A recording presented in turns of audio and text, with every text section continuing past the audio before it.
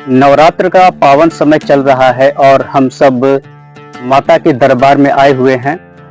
तो एक संदेश उन बाबाओं के लिए जो अपने को शाक्त संप्रदाय के समझते हैं और शाक्त संप्रदाय के नाम पर काली जी के प्रति श्रद्धा को दिखाते हुए जब वो मांस का भक्षण करते हैं, देवी को बलि चढ़ाते हैं, उस विषय को लेकर के आपने कहां पर ऐसा पढ़ लिया कि देवी को बलि चढ़ाया जाता है और उनको एक निरीह पशु का बलि पसंद है और वो मांस खाती हैं? इसका कोई आपके पास आधार है? इसका कोई सबूत आपके पास है? नहीं मिलेगा। होगा तो आप दिखा दीजिएगा। हम सभी जानते हैं कि नवरात्र के दिनों में माता की उपासना आराधना की जाती है और बहुत सारे लोग व्रत रखते हैं, उपवास भी रखते हैं। तो नवरात्र के दिनों में माता का जो केंद्रीय ग्रंथ है उनको समझने के लिए वो आपका है दुर्गा सप्तशती। दुर्गा सप्तशती केंद्रीय ग्रंथ है जिसके माध्यम से हम देवी की उपासना करते हैं 9 दिनों में, और उसमें बहुत ही गूढ़ रहस्यों के बारे में भी चर्चा हुई है।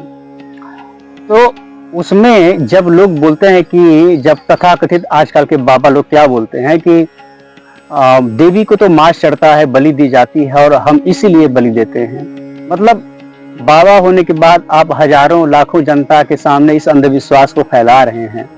देवी जो कि समस्त प्रकृति की माँ है और सभी जीव जंतु उसके बच्चे हैं, उनके बच्चे हैं, वो क्यों चाहेंगे अपने बच्चों की बलि?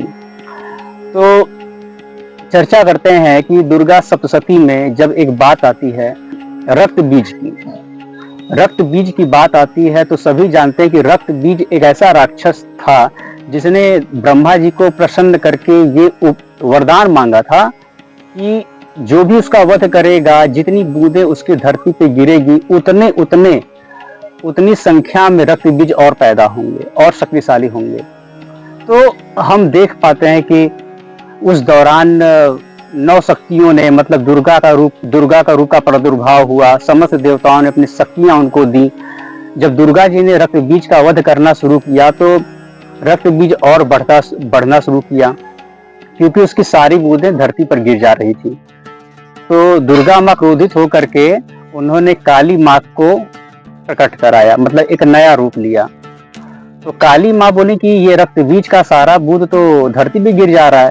तो उन्होंने कटोरे का, पात्र का इस्तेमाल किया और सारा खून उसका उसी में ले लिया और उसको पी लिया, और रक्त बीज उनके शरीर में भी, मतलब जीभ में भी पैदा होने लगा। तो माँ ने उसको चबा डाला।